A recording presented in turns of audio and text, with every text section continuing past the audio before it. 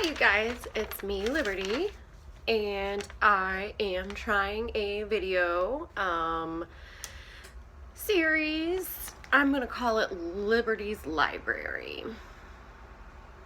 And so every month, well, I'm gonna read books and then I'm gonna do like a little book report kind of deal.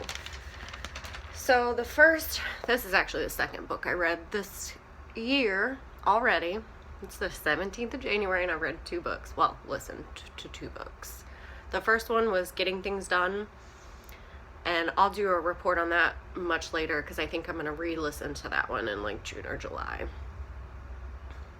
I'm going to let all the process that I'm doing with it sink in and then reread it and then do a report on it then. But the book that I just finished was Viktor Frankl's Man's Search for Meaning. Wow. Wow. That book, wow.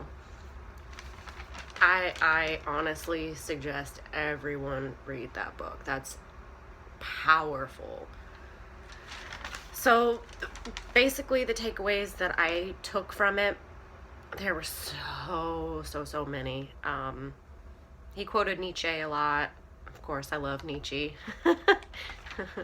But, you know, the basis of the book is that he was a prisoner in a concentration camp and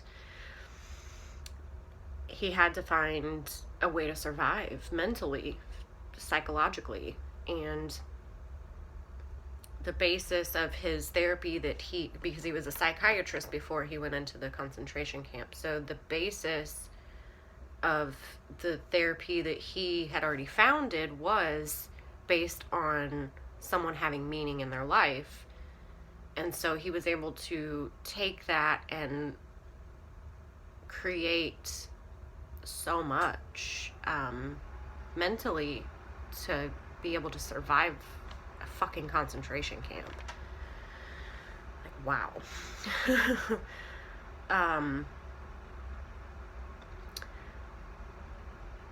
So basically he would start out afterward he would ask his patients, you know, why didn't they commit suicide? Or he would ask the people in the concentration camps, you know, I don't think it was the concentration camps, I think it was after he was liberated. He would ask his patients why they didn't commit suicide. And then, you know, in their answers, he found, you know, the basis of their healing for the logotherapy that he created.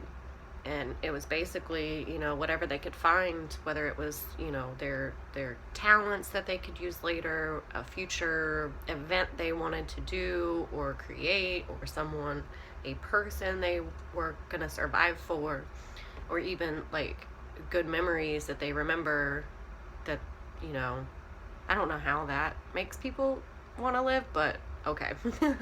Like some of you may have had good memories and you want to survive for them. I don't understand that, but mine is like a future, my kids and my future of what I'm gonna accomplish.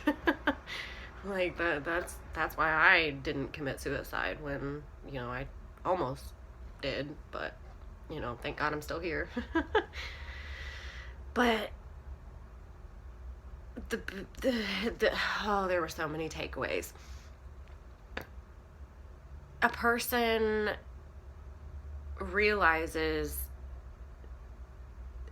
when they're totally stripped naked and have nothing left, that all they have is their, what he called it, a ridiculously naked life.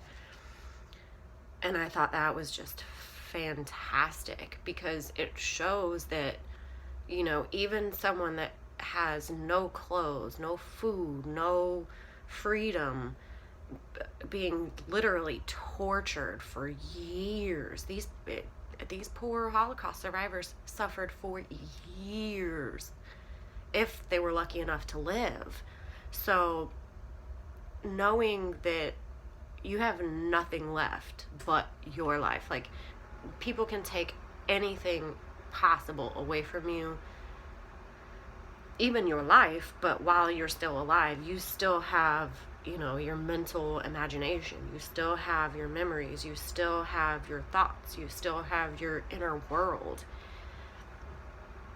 And And that's how I survived. Like, I would create, fantasy little worlds that I lived in when I would like be on the playground zipping myself up in my coat and like picturing the house that I want to live in the future, and like all the cool things that I would have inside this house, and all the cool toys that I had access to or could create. And that's what helped me survive. I lived in this fantasy world, and without that fantasy world to go into, I don't know if I would have survived. I don't know if I would be this psychologically healthy. And that was, what he had talked about in the book, that the people were perceived as, weak or fragile or whatever, but they were the ones that could go into their mind and create some kind of meaning, some kind of future goal to look forward to, something in the future to keep them alive and excited. And those were the ones that survived. Those were the ones that made it out.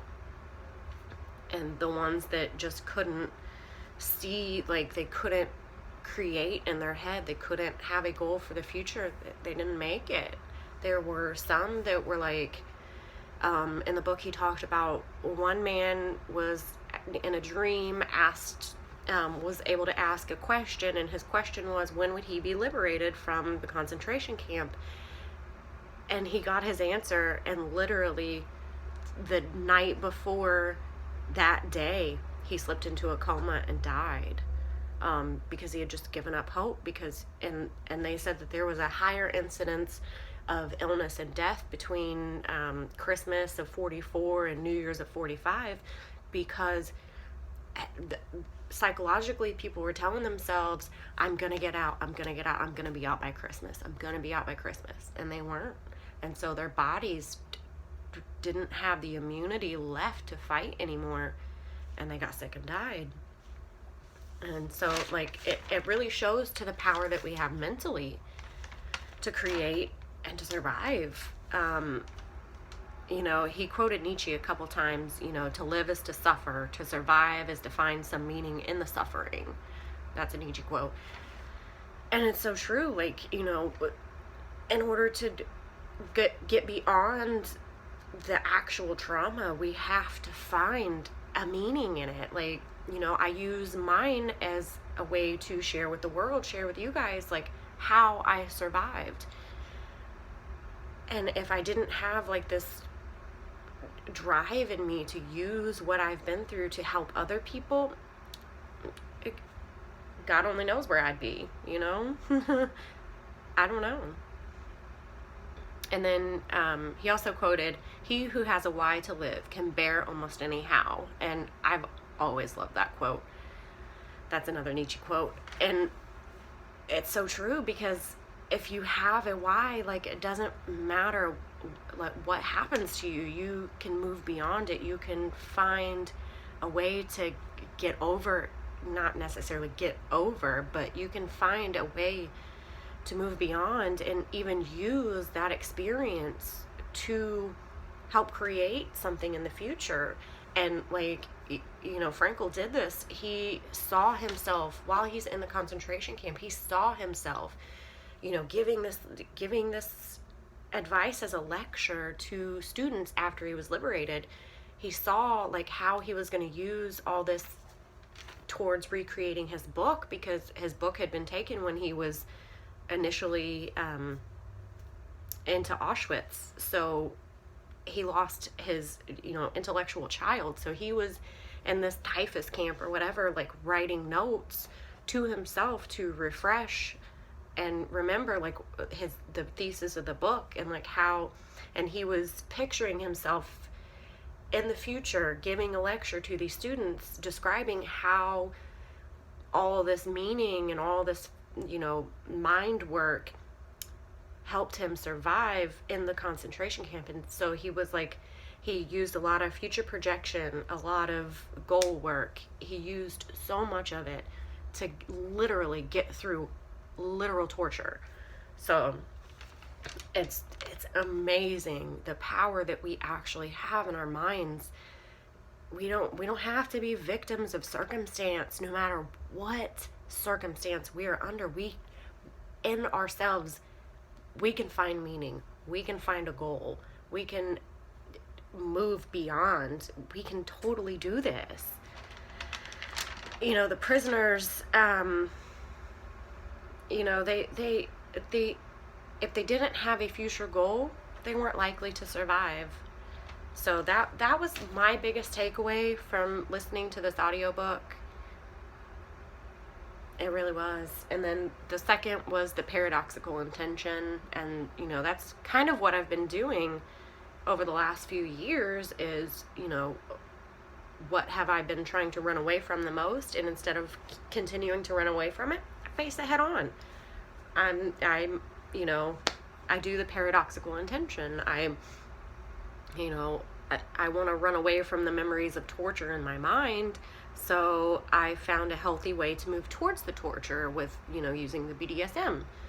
So that was the second takeaway I took from the book, was the paradoxical intention, and how, you know, we can embrace the negative or the unresourceful thing and use that as, you know, a way to counteract it, kind of. He used an example of a boy that had been stuttered all his life, and the one time he like got into some trouble by like trying to ride a skateboard on the bus or something. The bus, he was trying to get sympathy by eliciting his stutter by saying, "Oh, I'm just a stuttering poor boy, you know, don't punish me."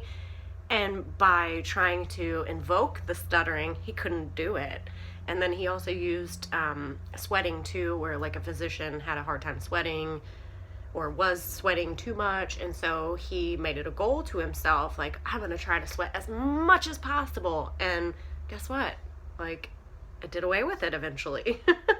So it's kind of like the basis of everything I've been working towards, you know, without even realizing that it had already been figured out by people much smarter than me and much more tortured than me.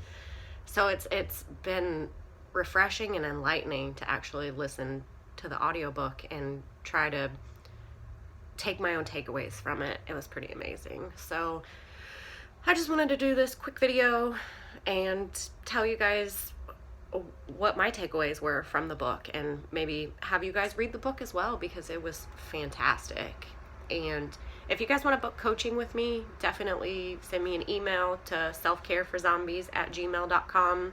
Visit the website, comment below, you know, however you need to get in touch with me. Definitely get in touch with me if you think coaching could be a good fit for you. So as always, I will talk to you guys later. Bye.